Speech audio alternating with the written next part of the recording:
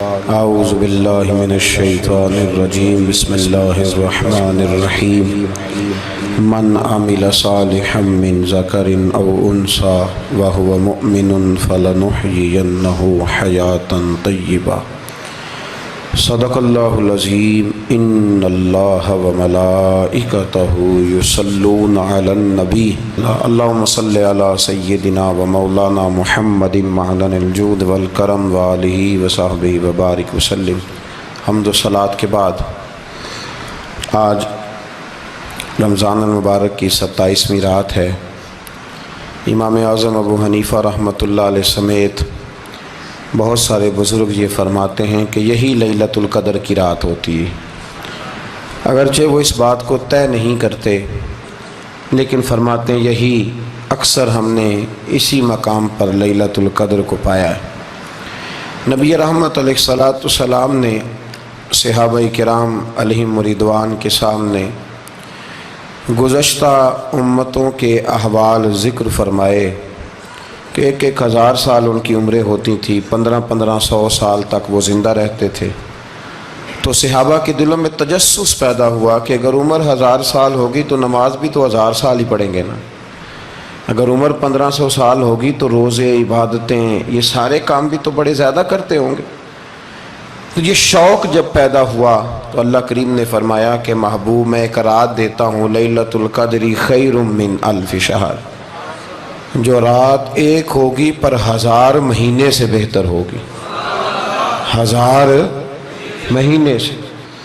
یہ رات اگر کسی کو میسر آ جاتی ہے اور پھر وہ صدق دل کے ساتھ، یعنی توجہ کے ساتھ، انہماک کے ساتھ، احتساب کی نیت سے، گناہوں کی معافی کی نیت سے اگر وہ اس رات کا قیام کرتا ہے، عبادت کرتا ہے، ذکر کرتا ہے، دعا کرتا ہے، تو محبوب کریم علیہ السلام نے وعدہ فرمایا ہے کہ اللہ اس کے پچھلے سارے گناہوں کو معاف فرما دے گا۔ دین، شریعت، قرآن، اسلام یہ بحث کرنے نہیں آیا دنیا میں۔ علماء جو بحث کرتے ہیں وہ توضیحات کے لیے، تشریحات کے لیے، تفاسیر کے لیے، وہ ان کا مقام ہے، لیکن ہم جو عوام بحث کرتے ہیں تو سمجھ لیں کہ دین بحث کرنے کے لیے نہیں آیا، دین تو عمل کرنے کے لیے آیا، اس پر عمل کیا جائے گا، عمل کی کوشش کی جائے گی۔ اور قرآن مجید نے کہا من عمل صالحا من ذکر او انثی، جو کوئی بھی اچھے عمل کرے چاہے وہ مرد ہو یا عورت ہو، وہو مؤمن، شرط یہ ہے کہ وہ مومن ہو، فلنحیینہ حیاتا طیبہ، فرمایا ضرور ہم اسے پاکیزہ زندگی عطا فرما دیں گے۔ جو عمل والے لوگ ہوتے ہیں انہیں اللہ کون سی زندگی دیتا ہے؟ حیات طیبہ، پاکیزہ زندگی۔ اللہ پاک، صاف ستھری، غلاظتوں سے پاک زندگی دیتا ہے جو بندہ عمل کرتا ہے۔ توبہ کا مطلب یہ ہوتا ہے کہ میں پچھلے گناہ پہ شرمندہ ہوں اور آئندہ نہ کرنے کا پکا وعدہ کرتا ہوں۔ انسان ہے، وعدے کے باوجود بھی کہیں غلطی کر لیتا ہے تو اللہ معاف کرنے والا ہے، لیکن وہ ساری رات روتا رہا، ہر مسجد سے چیخنے کی آواز آئی، اس نے ساری رات مسجد میں رو کے گزاری، لیکن جھوٹ چھوڑنے کا اس کا ارادہ ہی کوئی نہیں۔ وہ تو کہہ رہا ہے 3 دن کا رمضان رہ گیا ہے، پھر میں نے دیکھ نہیں لینا تمہیں۔ فساد چھوڑنے کا اس کا پروگرام ہی کوئی نہیں۔ وہ تو میاں طے شدہ بات ہے کہ سویرے وہ دکان پہ جائے گا اور صبح جو بیسن بیچے گا نا سموسے اور پکوڑے کے لیے، اس میں بھی ملاوٹ کرنے کا ارادہ رکھتا ہے۔ تو یہ ساری رات توبہ توبہ کہنے کا کیا مطلب ہوا؟ کھل کے ساری رات اس نے توبہ توبہ کی۔ حضرت عمر فاروق رضی اللہ تعالیٰ عنہ کے بارے میں امام ابن جوزی نے لکھا ہے کہ رات کو نا گھر کے اندر بیٹھے بیٹھے اچانک رو پڑے حضرت عمر، 62 سال عمر ہے، خلافت کے آخری ایام چل رہے ہیں، تو رو پڑے ایسے ہی گھر میں بلا وجہ ہی۔ آپ کی اہلیہ نے، زوجہ نے بیٹے کو اٹھایا، فرمایا پتہ کرو تمہارے باپ کو کیا مسئلہ ہے، کہیں کوئی تکلیف تو نہیں، درد تو نہیں، صاحبزادے آئے؟ ابا جی کیا بات ہے؟ فرمایا اماں کو بلاؤ۔ سب لوگ جمع ہو گئے تو جناب عمر فاروق رضی اللہ تعالیٰ عنہ فرمانے لگے کہ بیٹھو میرے ارد گرد۔ سب بیٹھ گئے تو فرمانے لگے آج جب میں مسجد سے نکلا تھا تو میرے نبی پاک کے سچے صحابہ، سچے رسول کے سچے صحابہ، حضور کے سچے غلام یہ کہہ رہے تھے کہ عمر بڑا ہی اچھا ہے، عدل والا ہے، انصاف والا ہے۔ تو ابا جی اس میں رونے والی کیا بات ہے؟ تو فرمانے لگے ڈر یہ لگتا ہے کہ باہر تو میں اچھا تھا، کہیں گھر میں تو نہیں کوتاہیاں کرتا رہا۔ میری بات پہ توجہ کرنا، کہیں گھر میں آپ باتیں سن لیں تو شاید جتنی میں کرتا ہوں دوسرا کار ہی کوئی نہ سکے، لیکن جب عمل کے راستے پہ ہم نکلتے ہیں تو وہ مسدود ہے، وہ بند ہے۔ عمل کس نے کرنا ہے؟ آپ کوئی آیت پڑھیں تو یہاں غلطی نکالنے والے 20 لوگ مل جائیں گے، 20 لوگ، لیکن اس آیت پہ عمل کرنے والے کتنے ملیں گے؟ تو حضرت عمر فاروق رو رہے تھے، کہنے لگے کہیں تمہارے حقوق تو نہیں پامال کرتا رہا؟ تو آپ کی اہلیہ نے جب سنا تو وہ کہنے لگی عمر مجھے تو بڑا پرانا شکوہ ہے، آپ کا جاہ و جلال اتنا تھا میں بات نہیں کر سکی۔ عمر تم نے سارا دن مسجد میں گزار دیا اور ساری رات نقاب اوڑھ کے مدینے کی گلیوں میں گزار دی، میں تو زندگی کی کوئی خوشی دیکھ ہی نہیں سکی۔ چاہ تو میرے اندر بھی تھے نا کہ میرا شوہر کچھ گھڑیاں بیٹھتا، کہیں مجھے لے کے جاتا، تو میں تو کچھ نہیں دیکھا، مجھے بڑا شکوہ ہے۔ تو حضرت عمر کہنے لگے چل اللہ کی رضا کے لیے معاف کر دے۔ بھئی معافی بیوی سے نہیں مانگی جا رہی، معافی اپنی غلطی کی مانگی جا رہی، یہ سمجھ لیں۔ بیوی کے لیے تو خاوند کا بہت بڑا مقام ہے نا، لیکن یہاں غلطی کس بات کی ہے؟ اپنی کمزوری پر غلطی کا اعتراف کر کے معذرت کا سوال کیا جا رہا ہے۔ تو حضرت عمر کہنے لگے معاف کر دے، تو اہلیہ کہنے لگی میں نہیں معاف کرتی، میری شرط پوری کریں۔ فرمایا وہ کیا؟ فرمانے لگی قیامت میں جب اللہ آپ کے لیے جنت کا حکم دے گا تو آپ میری سفارش کریں گے اللہ کی بارگاہ میں؟ سفارش کریں گے کہ یا اللہ مجھے کپڑے دھو کے دیتی تھی، میری عزت کی حفاظت کرتی تھی، میرے بستر کو پاک رکھتی تھی، کہیں گے؟ تو حضرت عمر فرمانے لگے تیرے ساتھ وعدہ رہا، رب نے اگر عمر کو اپنے فضل، اپنے کرم اور اپنے محبوب کے صدقے جنت دی تو عمر تیرے بغیر جنت میں نہیں جائے گا۔ عمل کا رستہ، عمل کا رستہ دیکھیں نا، 2 دفعہ استاد بات کرتا ہے، 2 دفعہ، اور کوئی زیادہ، ایک تو ہے نا کہ ایم اے اور جناب ایم ایڈ اور ایم فل اور پھر پی ایچ ڈی قسم کا استاد، ایک وہ جو matric P T C teacher ہے نا، وہ 2 دفعہ اسٹوڈنٹ کو کام کہے تو تیسری دفعہ وہ ناراض ہو جاتا ہے، کہتا ہے میں 2 دفعہ کہا ہے۔ بچے کو آپ 2 دفعہ کہتے ہیں اور اگر تیسری دفعہ کہنا پڑے تو غصہ آتا ہے نہیں آتا؟ بھئی تو نے اتنی دفعہ کہا ہے، تو سمجھ نہیں رہا بات کو۔ اور اگر اللہ کریم قرآن مجید میں سینکڑوں دفعہ کہے نماز پڑھو، سینکڑوں دفعہ، اور یہ بہانے کر رہا ہے، یہ بھی پروگرام بنا رہا ہے، پھر کہتا ہے میں بے چین رہتا ہوں، میں بے قرار رہتا ہوں۔ عمل کا رستہ اس کو اختیار کریں، آپ سکون میں رہیں گے۔ بد عمل آدمی اور بے عمل آدمی یہ ہمیشہ پریشان رہتے ہیں، ہمیشہ۔ عمل کریں، توبہ کریں تو پھر بدل جائیں، پھر تبدیلی آئے، اور یہ کوئی مشکل کام نہیں، جو بدلنے والے تھے وہ بدل گئے، بڑا کچھ کرتے تھے پر پھر وہ لوگ بدل گئے۔ حضرت فضالہ رضی اللہ تعالیٰ عنہ کہتے ہیں کہ میں بڑا دلدادہ تھا عورتوں کا، اور میرا ماحول یہ تھا کہ میں قتل بھی کر لیتا تھا، معاذ اللہ چوری بھی کر لیتا تھا، اور رات میری طبیعت تھی معاذ اللہ نئی سے نئی عورت کے پاس جانا۔ کہتے ہیں ابو جہل نے اعلان کیا کہ جو نبی پاک علیہ السلام کا سر اقدس معاذ اللہ کاٹ کے لائے گا، نقل کفر کفر نہ باشد، 100 سرخ اونٹ انعام ملے گا۔ تو میں نے ارادہ کر لیا کہ میں بہت سارا انعام حاصل کروں گا۔ قرآن مجید میں نا اللہ فرماتا ہے کہ بہت سارے لوگ ایسے ہیں جنہیں اگر میں رزق میں کشادگی دے دوں، زیادہ پیسے دے دوں، فرمایا باغی ہو جائیں، وہ سرکش ہو جائیں۔ یہ بہت سارے لوگوں کو جو اللہ تبارک و تعالیٰ اعتدال میں رکھتا ہے تو یہ ان کے لیے بہتر ہے۔ ہر بندہ دولت کے ہوتے ہوئے نیک ہو سکتا، تو یہ اللہ اگر رکھتا ہے نا اعتدال میں تو شکر کرے اللہ کا، ورنہ تو لوگ عیاشیاں کریں، پتہ نہیں کیا کچھ کر گزرے۔ تو حضرت فضالہ کہتے ہیں کہ میں نے خنجر تیار کیا اور میں نے بغل میں اس کو چھپایا، اوپر میں نے چادر اوڑھ لی۔ اب مجھے پتا تھا ظہر کی نماز کے بعد نبی پاک صلی اللہ علیہ وسلم طواف کعبہ کے لیے، بیت اللہ شریف کے طواف کے لیے جاتے ہیں۔ کہتے ہیں میں بھی اس طرف بڑھا، رستے میں نا وہ خاتون جس کے گھر میں نے رات آنا تھا، میں نے دروازے پہ دستک دی، میں نے کہا کہ تیار رہنا، تیار رہنا، آج میں بڑے پیسے لے کے آؤں گا۔ اسے میں نے یہ کہا اور پھر میں چلا گیا بیت اللہ شریف کا طواف کرنے۔ کہتے ہیں اللہ کے محبوب بھی طواف کر رہے تھے تو میں نے بھی طواف شروع کر دیا۔ ارادہ یہ تھا کہ جہاں نبی پاک علیہ السلام میرے قریب سے گزریں گے تو موقع پا کر میں حضور کے جسم اقدس پر خنجر کھونپ دوں گا اور معاذ اللہ شہید کر دوں گا۔ کہتے ہیں حضور ایک دفعہ بھی میرے پاس سے گزرے تو میں ہمت نہ کر سکا، دوسری دفعہ بھی پاس سے گزرے تو میں ہمت نہ کر سکا، تیسری دفعہ بھی گزرے تو میں ہمت، نبی کریم صلی اللہ علیہ وسلم 2-3 دفعہ گزرے تو فرماتے ہیں کہ مجھے موقع نہ ملا، اس لیے کہ حضور فرماتے ہیں اللہ نے روب کے ساتھ میری مدد فرمائی، دشمن پر میرا روب طاری ہو جاتا ہے۔ فرماتے ہیں جب چکر پورے ہو گئے تو محبوب کریم نہ چھٹے چکر پہ فرمانے لگے فضالہ چکر ایک رہ گیا ہے، بے خبر ہو جو غلاموں سے وہ آقا کیا ہے، ایک پھیرا رہ گیا ہے۔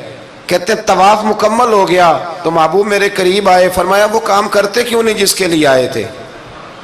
میں نے عرض کی یا رسول اللہ کون سا کام، کیسا کام؟ اندر تو چور تھا نا، بانج فقیروں کسے نہیں ماریا اے ہوئی چور اندر دا، اندر چور تھا نا۔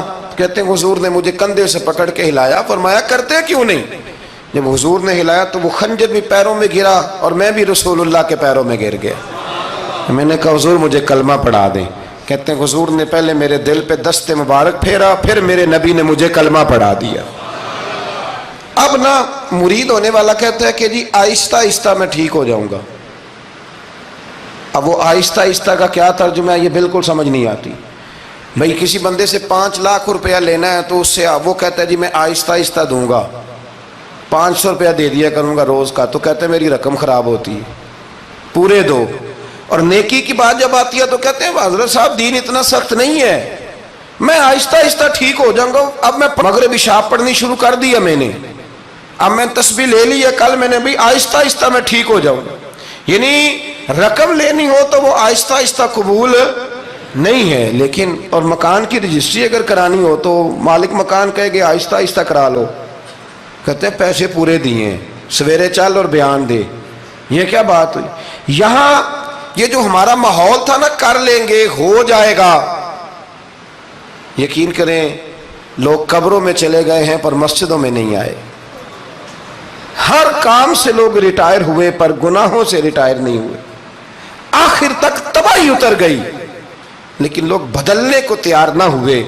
حضرت فضالہ کہتے ہیں ابھی میں نے کلمہ پڑھا، ابھی میں واپس آیا، رستے میں وہ بی بی کھڑی تھی، کہتے ہیں میں وہ شخص تھا کہ عورتیں مرتی تھی میرے اوپر اور کسی کی جرت تھی کہ وہ آئیں بائیں شائیں کرے، لیکن فرماتے ہیں میں بی بی کے پاس سے گزر گیا، پہلے تو اس کا خیال تھا رکے گا، لیکن جب میں رکا نہ تو دروازے پہ آئی، اور جب میں گزر گیا تو اس نے آواز دی، لیکن میں نے سنی انسنی کر دی، جب آگے بڑھا تو میرے پیچھے دوڑی۔ فرماتے ہیں مجھے پکڑ کے کہنے لگی فضالہ تجھے کیا ہوا، تو وہی نہیں جو یہاں سے گیا تھا؟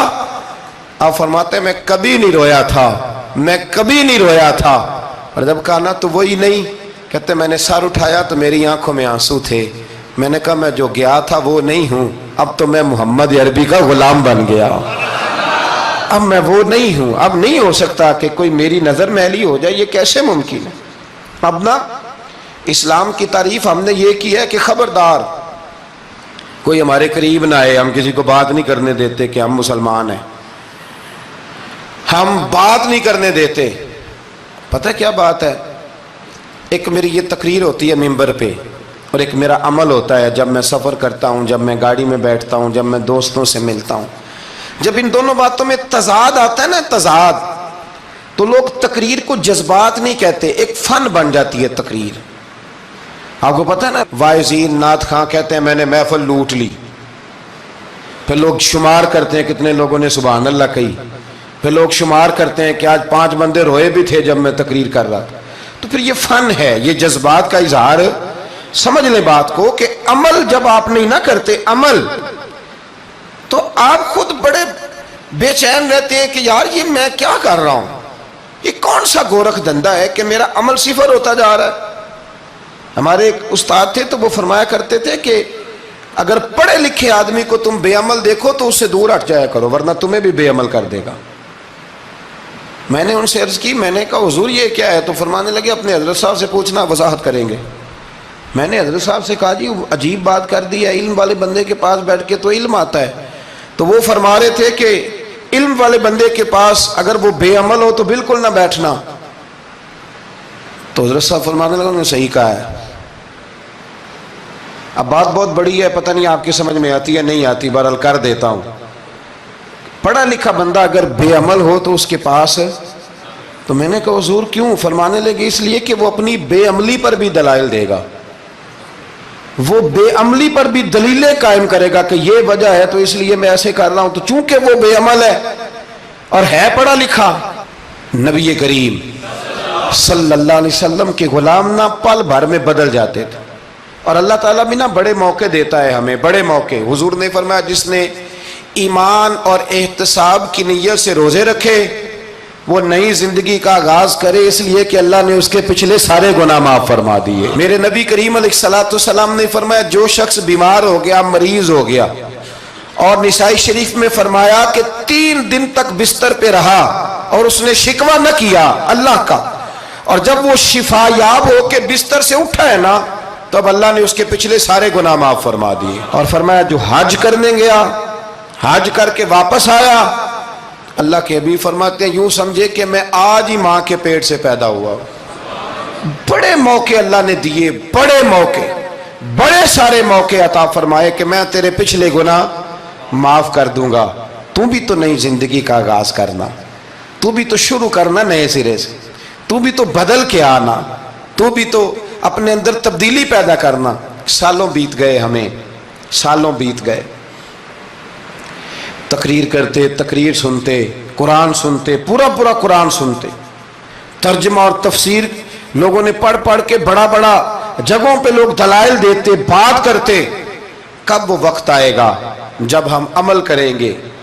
تھوڑا تھوڑا مجھے سفر کرنا پڑتا ہے، دنیا میں گھومتا رہتا ہوں، تو کچھ چیزیں ایسی ہوتی ہیں جو کبھی کبھی انوکھی ہو جاتی ہیں. میں ایک جگہ پہ تھا تو وہاں 4 5 6 عمرے کے ٹکٹ تھے محفل میں. تو ہمارے آپ کو پتہ ہے نا وہ جو دلیلوں والے لوگ ہیں ان بیچاروں کو بھی کوئی دلیل نہیں ملتی. تو ایک صاحب مجھے کہنے لگا جی عمرے کا ٹکٹ دینا جائز ہے قرآن اندازی کر کے؟ میں نے کہا یار چلو جائز ہی رہنے دو، تیری مہربانی، کہ اب اس پہ بھی اعتراض آ گیا ہے. میں نے کہا 100% جائز ہے، کوئی اس میں کوئی ایسی بات نہیں ہے. لیکن اندازی تو شروع ہو گئی جو حدیث میں نہیں آئی، عمرے کے ٹکٹ والی ہے جائز، پر نبی پاک نے جس قرآن اندازی کا کہا تھا وہ کب ہوگی؟ حضور نے فرمایا تمہیں پہلی صف کے ثواب کا پتہ چل جائے تم قرآن اندازی کرو. وہ کس دن کرنی ہے؟ کس مسجد میں ہوتی ہے؟ حضرت عبداللہ ابن مسعود فرماتے ہیں تمہیں پتہ چلے اذان کا ثواب کتنا، تم قرآن اندازی کرو. کب کرنی ہے؟ کون پڑھے گا اذان؟ کون یہ آگے بڑھ کے کام کرے گا؟ بھئی جو قرآن اندازی حدیث میں ہے وہ کب ہوگی؟ یہ تو قرآن اندازی شروع ہو گئی اور ہو رہی ہے. اب تو لوگ جہیز دینے لگے ہیں قرآن اندازی کر کے، یہ ماحول بن گیا. دین عمل کرنے کے لیے آیا ہے. جو حکم میرے نبی پاک کے غلاموں کو ملا انہوں نے عمل کر کے دکھایا ہے، انہوں نے عمل کر کے دکھایا. وہ عمل کے میدان کے لوگ تھے. حضرت ابوبکر صدیق سے زیادہ روایات مروی نہیں ہیں، اگر ڈھونڈنے نکلو گے تو زیادہ قول نہیں ملیں گے ان کے. حضرت عمر فاروق کے زیادہ اقوال، زیادہ ارشادات آپ کو نہیں ملیں گے. حضرت سیدنا عثمان غنی کی زیادہ باتیں آپ کو نہیں ملیں گی. ان کا عمل ملے گا، ان کا کردار ملے گا، ان کا لب و لہجہ ملے گا، زندگی گزارنے میں کیا طریقہ اختیار کیا وہ آپ کو ملے گا. اب تو وہ لوگ رخصت ہو گئے جن کے عمل سے لوگ زندگی پکڑتے تھے، عمل سے، کردار سے. تو عمل کا رستہ کب اختیار کریں گے؟ آگے کب بڑھیں گے؟ میرے رسول کریم صلی اللہ تعالی علیہ وسلم کے غلام عمل کرتے تھے، اور جب عمل کرتے تھے پھر اس کا رزلٹ آتا تھا. یاد رکھنا رزلٹ نیتوں کا آتا ہے، ارادوں کا آتا ہے، عمل کا آتا ہے. گفتگو کا رزلٹ، آپ بڑا اچھا سبق سنا لیں تو پیپر نہ دیں تو پاس ہوں گے کہ فیل؟ آپ تو کہہ رہے تھے وہ مجھے سارا ہی آتا تھا. تو عمل آپ کرتے ہیں تو عمل پر نتیجہ ہوتا ہے، عمل پر، عمل پر. حضرت عبداللہ ابن مبارک رحمت اللہ علیہ کے جو والد تھے نا ان کا نام مبارک تھا. وہ ایک باغ میں رہا کرتے تھے، باغ کی دیکھ بھال کرتے تھے بڑے صاف ستھرے، بڑی ان کی طبیعت میں نکھار تھا.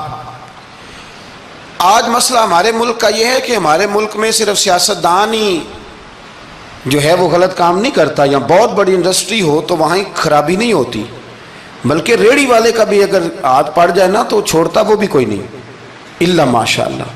وہ بھی جو اچھے اچھے آم ہوتے ہیں وہ فرنٹ پہ لگائے ہوتے ہیں، اس نے دکھانے کے لیے اور ہوتے ہیں اور دینے کے لیے اور ہوتے ہیں، اور وہ کہتا ہے کہ یہ بھی تو میں نے بیچنے ہیں نا، تو بھئی اگر یہ بھی بیچنے تھے تو اکٹھے لگانے چاہیے تھے، لیکن معیار ہے نا ہمارا، عمل کا رستہ مسدود ہے۔ حضرت مبارک جو تھے وہ مالی کے طور پر غریب آدمی تھے تو کام کاج کرتے تھے۔ تو ایک دن باغ کا مالک آ گیا، اس نے آ کے آپ سے کہا کہ کنوں کا باغ تھا، اس نے کہا کہ لاؤ ایک، کنوں لا کے دیا تو کھٹا تھا، اس نے کہا یہ نہیں ٹھیک، دوسری درخت سے لاؤ، دوسرے سے لائے تو وہ بھی کھٹا تھا، تیسرے سے لائے وہ بھی کھٹا تھا۔ کہنے لگا بیٹے کتنے سال ہو گئے تمہیں؟ تو فرمانے لگے 10-12 سال۔ تو کہنے لگے تمہیں ابھی بھی نہیں پتا کس جگہ کا کنوں میٹھا ہے، سارے کڑوے لائے ہو؟ تو آپ فرمانے لگے آپ نے مجھے دیکھ بھال کے نہیں رکھا ہوا ہے، کنوں چکھنے کے لیے نہیں رکھا، مجھ سے قسم اٹھا لیں کبھی میں نے چکھا بھی ہو، اس لیے کہ میرے ذمے اور کام۔ باغ کا مالک اتنا خوش ہوا کہ اس نے آزاد بھی کر دیا، اپنی بیٹی کا نکاح بھی کر دیا، اور وہ باغ بھی آپ کو تحفے میں ہی دے دیا۔ ان کے گھر حضرت عبداللہ بن مبارک پیدا ہوئے۔ ان کے والد گرامی کہتے ہیں کہ ایک دن پھر ایسا ہوا کہ میں نے نا باغ بڑا سجایا سوارا، محنت کری، بادشاہ آ گیا۔ تو بادشاہوں کو بھی کچھ چیزیں پسند آ جاتی ہیں نا، اور ہمارے ملک میں تو ڈھیر سارے لوگ بادشاہ ہیں، ڈھیر سارے لوگ بادشاہ ہیں۔ اگر کسی تگڑے بندے کو کسی غریب کی جھونپڑی پسند آ گئی پھر اسے دینی ہی پڑے گی، بلکہ ایسی ایسی خبریں سننے کو ملتی ہیں کہ چودھری صاحب نے آ کے کہا ہے کہ مفت دینی ہے کہ پیسے لے کے دینی ہے، یہ یہاں تک خبریں۔ تو بادشاہ آ گیا، اس نے دیکھا بڑا سجا سنورا باغ ہے، اس نے حضرت مبارک سے کہا کہ مجھے نا جوس بنا کے پلاؤ کنوں کا۔ تو حضرت نے اسے نا جوس دیا، اس نے پیا تو بڑا مزہ آیا، کہنے لگا ایک گلاس اور نہیں دیتے؟ تو حضرت اور بنانے لگے تو اس کے دل میں نا اس سے پہلے خیال آ گیا کہ باغ بڑا شاندار ہے اور پھل بھی بڑا مزیدار ہے، تو قبضہ نہ کر لوں، اپنا ہی نہ ہو جائے، یہ اس کو دیتے ہیں تھوڑے بہت پیسے، یہ نکل جائے گا، نہ بھی نکلا تو ڈانٹ دیں گے۔ اتنی دیر میں نا حضرت مبارک رحمت اللہ تعالیٰ علیہ ایک گلاس شربت کا اور بنا کے لے آئے، بادشاہ کو دیا نا، تو اب جو گلاس آیا تو کڑوا تھا، کسیلا تھا، کھٹا تھا۔ تو بادشاہ کے گلے کو پڑا تو کہنے لگا یہ تم نے کیا کیا؟ پہلے تو بڑا میٹھا تھا، باغ وہی ہے تو ذائقہ کیسے بدل گیا؟ تو آپ فرمانے لگے وہ بادشاہ کی نیت بدلی ہے نا، بادشاہ کی نیت بدلی ہے تو اس کا بھی ذائقہ بدل گیا ہے، تو نیت نہ آپ کی بدلتی۔ تو اور یہ حضور کا فرمان ہے، فرمایا اللہ کے کچھ بندے ایسے ہوتے ہیں جو اللہ کے دیے ہوئے نور سے دیکھتے۔ کہا آپ کی نیت بدل گئی تو اس کا ذائقہ بدل گیا۔ اب بادشاہ نے دل میں کہا نہیں یار بندہ کہہ تو ٹھیک ہی رہا ہے، یہ تو اس کی محنت سے اللہ نے پھل دیا ہے، مجھے ایسا نہیں کرنا چاہیے۔ تو حضرت دوڑ کے گئے تو دوسرا جوس کا گلاس بنا کے لائے، اب دیا تو میٹھا تھا، کہنے لگا اب کیا ہوا؟ فرمانے لگے آپ کی نیت ٹھیک ہو گئی ہے تو رب نے ذائقہ بھی ٹھیک کر دیا ہے۔ نبی پاک علیہ السلام نے فرمایا اللہ تو تیرے گمان کے قریب رہتا ہے، تیرے گمان کے۔ یہ میں بچوں کو نا تھوڑے دن پہلے میں انہیں کہہ رہا تھا دین میں آگے بڑھنے کے لیے کوئی سیاست نہ کرنا، کوئی چکر نہ چلانا۔ میں نے چکر چلانے والے لوگ ہمیشہ پیچھے رہ جانے والے دیکھے، تھوڑا کر لینا پر اتنا کرنا جتنا مخلص ہو کے ہو سکے، کوئی چکر چلانا، کسی کھاتے میں پڑنا، اس سے بچنا، نہ پیچھے رہ جاؤ۔ میں نے بڑے بڑے تیز لوگوں کو زندگی میں زیرو دیکھا ہے، اور بڑے بڑے سادے لوگ جن کو 50,000 روپیہ گننا پڑ جائے تو تھک جائیں، لیکن اللہ نے انہیں دیا ہے تو بغیر حساب کتاب ہی عطا فرمایا ہے۔ تو ہم نہ نیتوں کے بل بوتے پر عمل کریں، خالی باتیں نہ کریں، آپ کا جو عمل ہوگا وہ آسانی کر دے۔ حضرت حبیب اجمی بڑے مالدار تھے، دنیا میں ڈھیر سارا فساد مالداروں کی وجہ سے ہوتا ہے۔ یہ جو شادیاں مہنگی ہوئی ہیں نا، یہ ابھی تھوڑا عرصہ پہلے کی بات ہے کہ شادی میرج ہال میں کرنے کا کسی دیہاتی کو کہتے تھے تو وہ کہتا تھا کہ میں نے نہیں میرج ہال میں کرنی، تھی کروں توڑی دیے۔ اب کیا ہوا ہے؟ کوئی منع کرتا ہے؟ بلکہ جو بڑے دور دراز دیہات ہیں ان میں بھی میرج ہال بن گئے۔ یہ امیر کچھ قباحتیں ایسی پیدا کرتے ہیں کہ غریبوں کے لیے بھی مشکل ہو جاتی ہے۔ یہ کچھ ایسے معاملات لاتے ہیں میدان میں کہ پھر عام لوگوں کے لیے اس میں مشکلات ہوتی ہیں، چونکہ وہ رواج بن جاتا ہے معاشرے کا۔ پیسے والا آدمی اس رواج کو لاتا ہے میدان میں، اس سے خرابی ہوتی ہے۔ اور پھر میرے غریب کا یہ حال ہے کہ امیر کو رسم چھوڑ دے تو چھوڑ دے، غریب کو قرضہ اٹھانا پڑے چھوڑنی کوئی شے نہیں، اس نے جو مرضی ہو جائے، اس نے کوئی چیز پیچھے نہیں ہونے دینی۔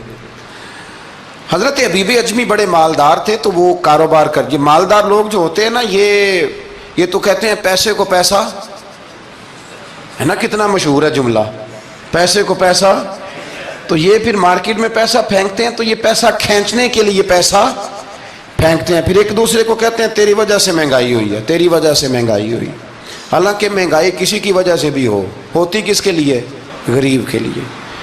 مطلب پیٹرول مہنگا ہوا تو کرایہ بڑھ گیا بس کا، لیکن پیٹرول سستا ہوا تو کبھی کرایہ بھی سستا ہوا ہے، اس نے ادھر ہی رہنا ہے۔ تو مہنگائی کس بیچارے کے لیے ہوئی؟ غریب کے لیے، جس نے گھر جانا ہے نا، اس نے گھر جانا ہے۔ ابھی ہمارے ایک بچے نے جانا تھا، تو سفر لمبا تھا، تو کہہ رہا تھا 1000 روپیہ میرے پاس ہے پر کرایہ 1500 لگتا ہے۔ ابھی بھی لوگ حساب کرتے ہیں اور پھر سوچتے ہیں کہ رستے میں شے کوئی نہیں کھانی، اس لیے کہ پھر کرایہ کہاں سے دوں گا، مینج کر کے رکھتے ہیں۔ یہ خدمت ہوتی ہے نا علماء کی، حفاظ کی، تو مجھے پتہ ہے، میں اس قبیلے کا آدمی ہوں، مجھے پتہ ہے کہ یہ کیسے حساب کر کے رکھتے ہیں کہ اب اتنے آئے ہیں تو اس میں سے یہاں، جس کے پاس ہیں ہی بڑے لمیٹڈ سے، تو وہ بیچارہ پہلے سے سوچ کے بیٹھا ہوتا ہے، مجھے پتہ ہے۔ جن کے پاس پھر بے حساب ہوتا ہے وہ پھر مارکیٹ میں پھینکتے ہیں تو کھینچتے ہیں اور ظلم کرتے ہیں۔ حضرت حبیب اجمی کہتے ہیں جب مال دیا اللہ نے تو میں نے سود کا کام شروع کر دیا۔ اب سود والوں کے پاس بھی بڑی دلیلیں ہیں، انشورنس والوں نے بھی فتوے رکھے ہوئے ہیں، وہ آگے فتویٰ دکھاتے ہیں، وہ کہتے ہیں جناب فتویٰ، تو میں نے کہا کہ فتویٰ مارکیٹ میں میری طرح کے مولوی ہیں میاں، اب کیسی بات کرتے ہو، فتویٰ تو مل ہی جاتا ہے، لیکن نبی کریم علیہ السلام کا وہ فرمان ذہن میں رکھنا کہ حضور نے فرمایا ایک حلال ہے تو ایک حرام ہے، ایک میں شک ہے۔ اللہ کے نبی فرماتے ہیں تم نے شک والی چیز سے بھی بچنا ہے، اس میں مشکوک ہو گیا نا کہ پتہ نہیں۔ اب دیکھیں نا علماء کا یہاں اختلاف ہے، جو جائز کہتے ہیں قابل احترام ہے، لیکن جو ناجائز کہتے ہیں ان کے بھی تقوی میں کوئی شک، تو شک آ گیا نا اس بات میں، تو حضور نے فرمایا تم شک والی چیز سے بھی بچو۔ حضرت حبیب اجمی کہتے ہیں میں سود کا دھندا کرتا تھا، بڑا سود لاتا تھا، بڑا سود، اور یہ سود جس پہ چڑھ جاتا ہے اس پہ اترتا نہیں۔ پاکستان کا بھی بنیادی مسئلہ یہ ہے کہ سود اتنی بڑی نحوست ہے کہ یہ اللہ رسول سے جنگ ہے، کیونکہ بہت زیادہ سود ہم دیتے ہیں۔ اس لیے میں تو آپ کو پتہ ہے جو کوئی برا کام کرے اس کو برا کہنا چاہیے، حکومتی لیول پر تنقید اس لیے اچھی ہوتی ہے کہ لوگوں تک جب پہنچتی ہے تو فائدہ دیتی ہے، لیکن جو بندہ اچھا کام کرے اس کی اچھائی کو بھی بیان۔ حضرت حبیب اجمی رحمۃ اللہ تعالی علیہ فرمانے لگے کہ سود کا کاروبار میں نے شروع کر دیا اور بڑا وسیع تھا میرا کام سود کا، میں سود لیتا تھا، سود پہ گزارا ہوتا تھا۔ میری بیوی مجھے سمجھاتی تھی کہ یہ سود ہے، یہ حرام ہے، یہ غلط ہے، اس سے بچو۔ کہتے ہیں وہ کئی دفعہ مجھے کہتی تو میں ڈانٹ دیتا۔ ایک دن نا میں سود کے پیسے لے کے نا آ رہا گھر، اس کا میں نے گوشت خریدا، بیوی کو دیا کھانا پکانے کے لیے، تو اس نے ہنڈیا چولہے پہ رکھی، کہتے اس نے ذرا اس کے اندر چمچہ جو چلایا ہنڈیا میں تو وہ لایا میں گوشت تھا پر سارے کا سارا خون بن گیا، خون بن گیا سارے کا سارا۔ اللہ اکبر۔ کہتے ہو میری بیوی چیخیں مارنے لگی اور لا کے میرے آگے رکھا، کہنے لگے یہ تیرے سود کے پیسے خون بن گئے، آ تجھے بھی پلاؤں اور تیرے بچوں کو بھی۔ وہ کہتے ہیں نا کچھ لوگ کے گھر کے کونے سے چیخنے کی آواز آتی ہے تو سارے پیر بلائیں یا فرق کوئی نہیں پڑتا، تو میں کہتا ہوں پھر غور کر لو، شاید اس کونے میں کسی یتیم کے پیسے لگ گئے ہوں، کسی بیوہ کی آہیں ہوں۔ اگر اس رقم کی کوئی گھر بن جائے نا تو پھر ساری دنیا کے پیر جمع کرو تو چیخنے کی آوازیں بند نہیں ہوا کرتی۔ حضرت حبیب اجمی رحمۃ اللہ تعالی علیہ فرمانے لگے کہ وہ جب بن گیا نا خون تو اب میرے اندر نا چوٹ لگی کہ یار اگر دنیا میں اللہ تعالیٰ مجھے نظارے دکھا رہا ہے تو آخرت میں میرا کیا بنے گا۔ کہتے ہیں میں درد کے ساتھ باہر نکلا، بچے گلی میں کھیل رہے تھے، جب ان کے قریب سے گزرنے لگا نا تو ہم تو کہتے ہیں نا لوگ حسد میں بات کرتے ہیں، لیکن ایسی بات نہیں ہے، کچھ شریر لوگ ہوتے ہیں جو حسد میں بات کرتے ہیں، پر دیکھنا چاہیے کہ لوگ ہمارے بارے میں کیا کہتے ہیں۔ انتم شہداء اللہ فی الارض، حضور نے فرمایا تم زمین پر اللہ کے گواہ ہو، مومن جو تمہارے بارے میں کہے کان لگا کے سنو، لوگ تمہیں کیا کہتے ہیں، کن لفظوں سے یاد کرتے ہیں؟ جن لفظوں سے لوگ دنیا میں یاد کرتے ہیں، مرنے کے بعد بھی انہی لفظوں سے یاد کریں گے، انہی لفظوں سے۔ کوئی تمہارے لیے ہاتھ اٹھا کے دعا نہیں کرے گا۔ ہاں اگر تم نے خیر کی ہوگی تو پھر لوگ گلیوں سے نکل نکل کے آئیں گے، پھر لوگ روئیں گے کہ بندہ بڑا تھا۔ تو حبیب اجمی کہتے ہیں میں باہر نکلا تو بچے کھیل رہے تھے، تو ایک بچہ ان میں سے کہنے لگا پیچھے ہٹ جاؤ، پیچھے ہٹ جاؤ، بڑا ظالم ہے، بہت بڑا سود خور ہے۔ چھوٹا بچہ، ایسا نہ ہو کہ اس کے پیروں سے مٹی اڑے اور ہمارے کپڑوں پہ پڑ جائے تو ہمیں بھی نحوست ملے، چھوڑو سودیہ ہے۔ کہتے ہیں میرے دل پہ اور چوٹ لگی، میں نے کہا یا اللہ تیری چھوٹی چھوٹی مخلوق بھی مجھ سے نفرت کرتی، یہ بچے تک کہتے ہیں کہ میں اس طرح کا ہوں۔ بچے فرمانے لگے، میں وہاں سے سیدھا حضرت حسن بصری کے پاس گیا، میں نے کہا حضور مجھے توبہ کرا دیں۔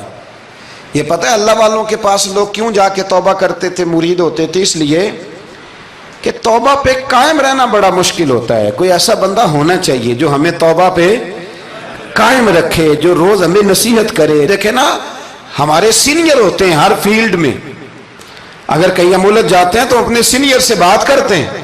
تقوی کے پرہیزگاری کے راستے میں بھی ہمارا کوئی سینئر ہونا چاہیے تاکہ وہ ہمیں بتائے کہ پرہیز کہاں کرنی ہے، دوائی کیسے کھانی ہے اور آگے کیسے بڑھنا ہے۔ فرمانے لگے میں حضرت حسن بصری کے پاس گیا، توبہ کی، معافی مانگی، گڑ گڑایا، بڑا رویا، تو خواجہ حسن بصری نے مجھے توبہ کرائی۔ میں نے پکا ارادہ کیا کہ مر جاؤں گا پر حرام کا پیسہ نہیں کھاؤں گا، مر جاؤں گا حرام کا لقمہ نہیں کھاؤں گا۔ ویسے بھی ہم زیادہ کھا نہیں سکتے، یہ وارثوں کا مال ہوتا ہے، ہمارا تھوڑی ہوتا ہے۔ ہم کسی کے مال کے محافظ بنے رہتے ہیں، اور کھائے گا کوئی اور حساب دے گا۔ اور جہاں تک بچوں کا معاملہ ہے نا، بچے اچھے ہوں نا تو پیسے بانی جاتے ہیں، اور بچے نالائق نکل آئیں تو جو ہوں وہ بھی اجڑ جاتے ہیں۔ تو اس لیے محنت تربیت پر ہونی چاہیے، نہ کہ بینک بیلنس پر ہونی چاہیے۔ حضرت حبیب اجمی کہتے ہیں واپس آیا سچی توبہ کر کے، ایک لقمہ حرام نہیں کبھی لوں گا۔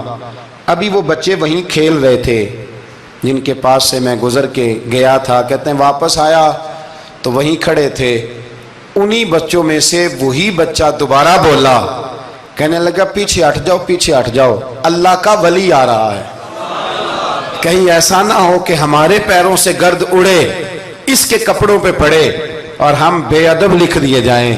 کہتے ہیں میں نے چلتے چلتے چیخ ماری کہ اے اللہ، ابھی تو میں آج بدلا ہوں، آج میں بدلا ہوں تو تو نے میرے حق میں ساری گواہیاں بھی بدل دی ہیں، تو نے سارا نظام بدل کے رکھ دیا ہے۔ تبدیلی اپنے اندر لائیں، روح کے اندر لائیں، مزاج کے اندر لائیں۔ یہ شب قدر کی رات ہے، توبہ اور استغفار کریں، لیکن بدلنے کے ارادے سے، چھوڑنے کے ارادے سے۔ اعلیٰ حضرت فاضل بریلوی رحمۃ اللہ علیہ جب ذی الحج کی آخری رات ہوتی تو فرماتے صبح سال بدل رہا ہے تو ہمیں بھی بدل جانا چاہیے۔ لوگ پوچھتے حضور کیا بدلیں؟ فرمایا جو ایک سپارہ پڑھتا تھا 2 کر دے، اور فرمایا جو اپنے آپ کو خوش کرنے کے لیے باتیں کرتا تھا وہ باتیں کم کر دے۔ آج نہ کچھ بدلنے کا پروگرام بنائیں، اپنے رب کریم کے ساتھ دل ہی دل میں وعدے کریں کہ کچھ عادتیں ہم چھوڑیں گے۔ یہ غلط بات ہے کہ عادتیں چھوٹا نہیں کرتی، حضور عادتیں ہی تو بدلنے آئے ہیں دنیا میں، عادتیں بدل جایا کرتی۔ اپنے آپ کو بدلیں اور اپنے اندر تبدیلی پیدا کریں، پھر خدا کے رزلٹ کا انتظار کریں، پھر دیکھیں اللہ کس طرح کے فیصلے فرماتا ہے۔ آپ ارادہ کریں، آپ پروگرام بنائیں، آپ ذہن اپنا بنائیں کہ میں نے نا اب کچھ بدل جانا ہے، اب میں نے اندر کچھ اپنے تبدیلی پیدا کرنی ہے، نکل آئیں۔ 2-3 گزارشات جاتے جاتے آپ سے عرض کروں۔ ایک تو زندگی میں کچھ کام ایسے کریں کہ جن کاموں کا مجھے پتہ ہو یا میرے رب کو پتہ ہو، کسی انسان کو خبر نہ ہو۔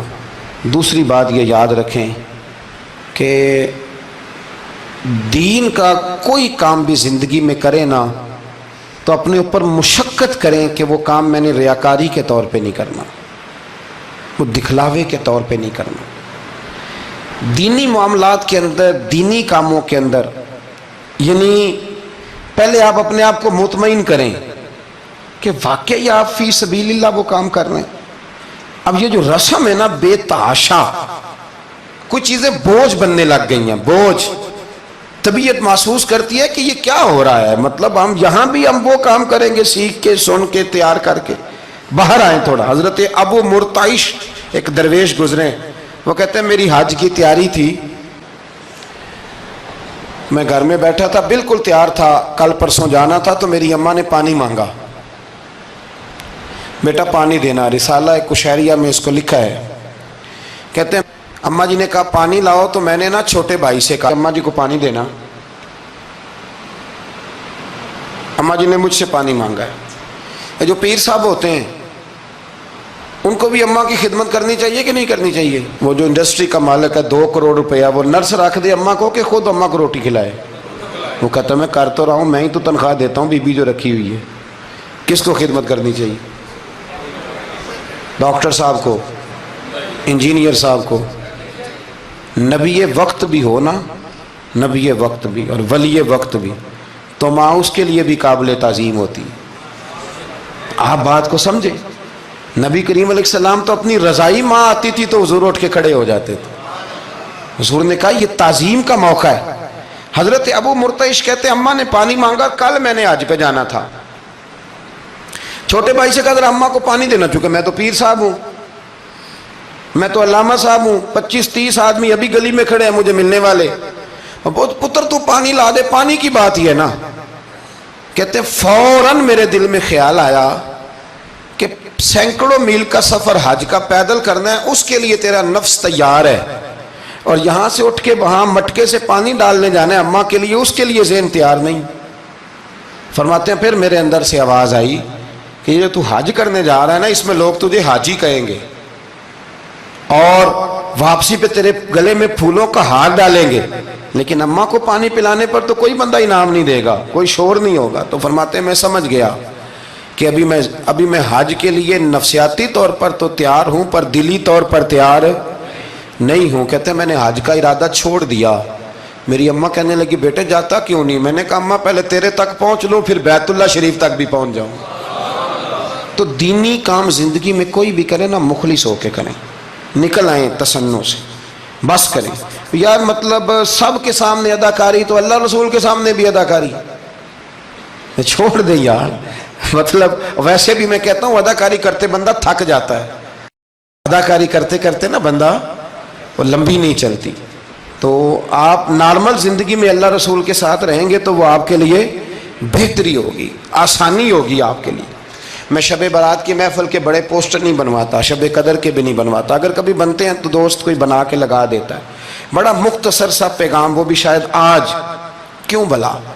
میں دوستوں کو ہمیشہ کہتا ہوں کہ جس کو تنہائی میں شب قدر میں مزہ آتا ہے نا اللہ اللہ کرنے کا، وہ تنہائی میں کرے، لیکن زیادہ تر لوگ کر نہیں پاتے، اس لیے ہم محفل کو سجاتے ہیں۔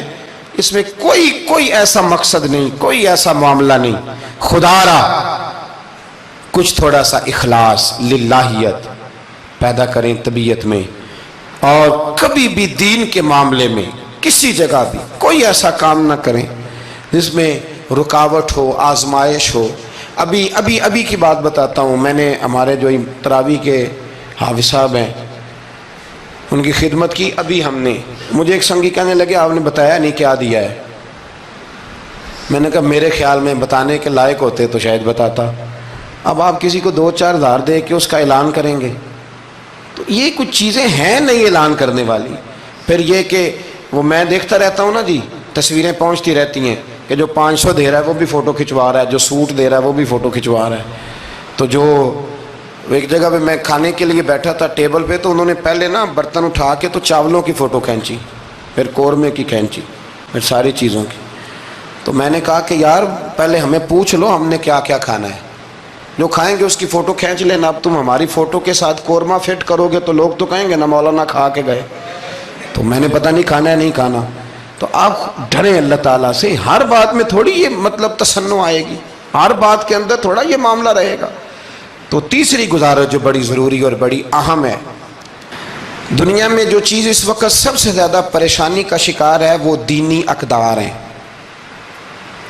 ہر شعبے میں تیزی سے کام ہو رہا ہے، تیزی سے، اور دینی اقدار کو لوگ پیچھے کرتے جا رہے ہیں۔ کئی بہانے ہیں لوگوں کے پاس، کہتے ہیں مولوی لڑتے بڑا ہیں تو ہم کدھر جائیں، تو میں کہتا ہوں کون سا مولوی کہتا ہے شراب پیو؟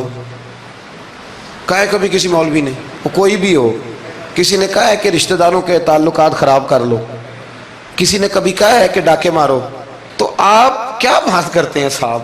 کون سا مولوی کہہ رہا ہے کہ چوریاں کرو؟ تو دینی اقدار اور چیز کا نام ہے. اصول میں اختلافات ہیں، وہ اپنی جگہ پہ قائم ہیں، وہ رہیں گے، چلے آ رہے ہیں، لیکن آپ دینی اقدار کا خیال کریں.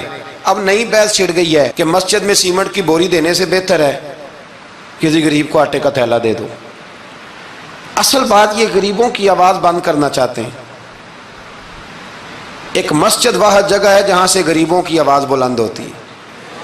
سویرے تجربہ کرنا، سویرے کسی مسجد میں افطاری کے وقت پہنچنا، لائنوں میں لگ کے لوگ افطاری کر رہے ہوں گے اور سینکڑوں لوگ روٹی کھا رہے ہوں گے، اور ان میں امیر کوئی بھی نہیں ہوگا، سارے ماڑے لوگ ہوں گے.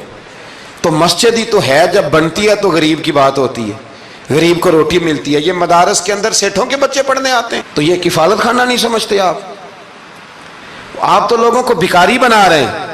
بھکاری، مجھے پتہ ہے کہ بہت بڑے ہاسپٹل میں جو صدقات اور زکوٰۃ کے نام پہ بنا ہے، وہاں بھی اگر آپ نے علاج کرانا ہے تو آپ کو پہلے رسوا ہونا پڑتا ہے.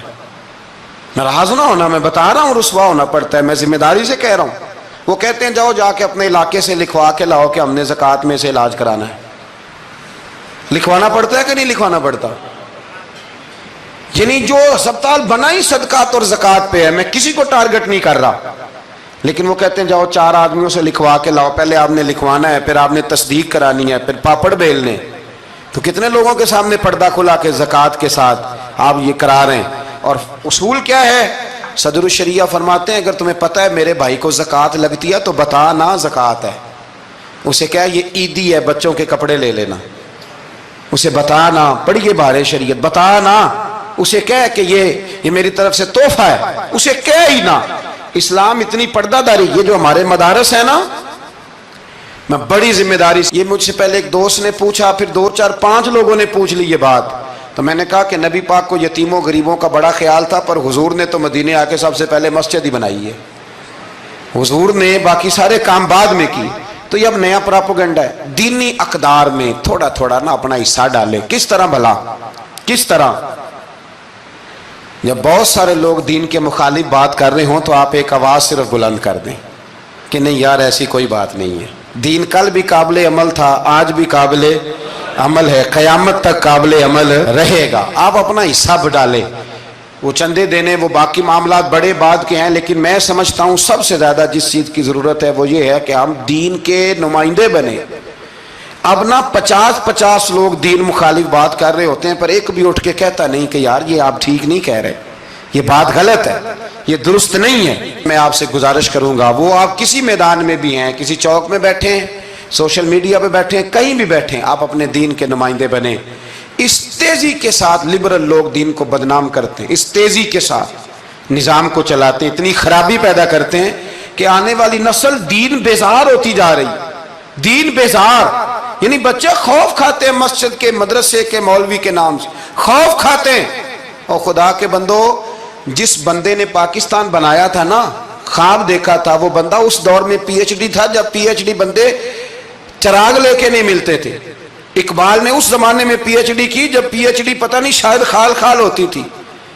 وہ ڈاکٹر بھی تھے، وہ شاعر بھی تھے، فلسفی بھی تھے، ادیب بھی تھے، بہت بڑے منطقی تھے اقبال. اور ردیف قافیہ، مجھے تھوڑی سی دلچسپی ہے شاعری سے، پر میں دنگ رہ جاتا ہوں جب اقبال کو پڑھتا ہوں کہ پتہ نہیں لفظ اس بندے کے سامنے ہاتھ جوڑ کے کھڑے رہتے تھے ہمیں استعمال کر. لیکن اس بندے نے علامہ کہلانا پسند کیا. اسے کوئی علامہ کہتا تھا تو اقبال راضی ہوتے تھے، فرماتے تھے جب کہ مجھے علامہ کہتا ہے تو مجھے یوں لگتا ہے کہ میں مصطفیٰ کے دین سے جڑا ہوں. وہ پسند کرتے تھے یہ بات کہنا، پسند کیا اس شخص نے. یہ آپ سمجھے، سرما تھا میری آنکھ کا خاک مدینہ و نجف، یہ پسند کیا اس بندے نے یہ بات کہنا. اس نے پسند کیا اپنے آپ کو رسول اللہ صلی اللہ علیہ وسلم کا غلام کہنا. آپ سمجھے، نہ جہاں میں کہیں بھی اما ملی، جو اما ملی تو کہاں ملی. کہنے لگے میرے جرم خانہ خراب کو تیرے عفو بندہ نواز. تو اس لیے دین کے آپ محافظ بنیں، اور میرے سے زیادہ آپ کی آواز بلند ہوگی.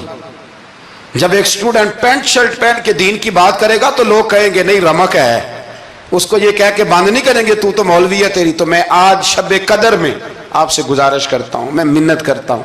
اب نہ بڑی تباہی ہو گئی ہے, میری نسل کے آنے والے بچے دین بیزار ہو گئے, وہ ڈرتے ہیں, شب قدر کی راتوں میں مسجدوں میں نہیں آتے, شب برات کی راتوں میں مسجدوں میں نہیں آتے. ایک تیزی سے جال پھینکا گیا ہے اور کافر اس میں کامیاب ہے. خدا را واپس لوٹو, اپنے دین کے نمائندے بنو. اقبال کہا کرتے تھے میری زندگی کا مقصد تیرے دین کی سرفرازی, میں اسی لیے مسلمان, میں اسی لیے نمازی. کہنے لگے یا رسول اللہ میں مسلمان بھی اس لیے ہوں کہ میں دین کی بات کروں گا, اور نماز بھی اس لیے پڑھتا ہوں کہ تیرے دین کا جھنڈا بلند ہوگا. پر دین نبی دا وانگ یتیمہ رووے تے کرلاوے, تے آکھے میں کتھوں لبا عمر بہادر جڑا مینوں سینے لاوے. بڑی قسم پرسی ہے, دین کے نمائندے بنو, دین کی ذمہ داریوں پر آپ اپنا کردار ادا کرو, یہ بڑا ضروری ہے. تھوڑی منصوبہ بندی دین کے لیے بھی کرو. اگر پروفیسروں میں, ڈاکٹروں میں, انجینئر لوگوں میں, سیاستدانوں میں آپ کو اچھے لوگ مل جاتے ہیں اور آپ دل و جان سے ان پہ قربان ہونے لگتے ہو, تو کوئی دیندار بھی تلاش کاری لو, انشاءاللہ بڑے بڑے اچھے لوگ مل جائیں گے, اور اللہ کے فضل سے مل جائیں گے, اللہ کے کرم سے مل جائیں. اور یہ وہ والا کھیت ہے جو اکثر سرسبز و شاداب ہی رہتا ہے, اکثر سرسبز و شاداب ہی رہتا ہے, اکثر اس کے اندر خوبصورتی اور پھل پھول اور پودے لگے رہتے ہیں.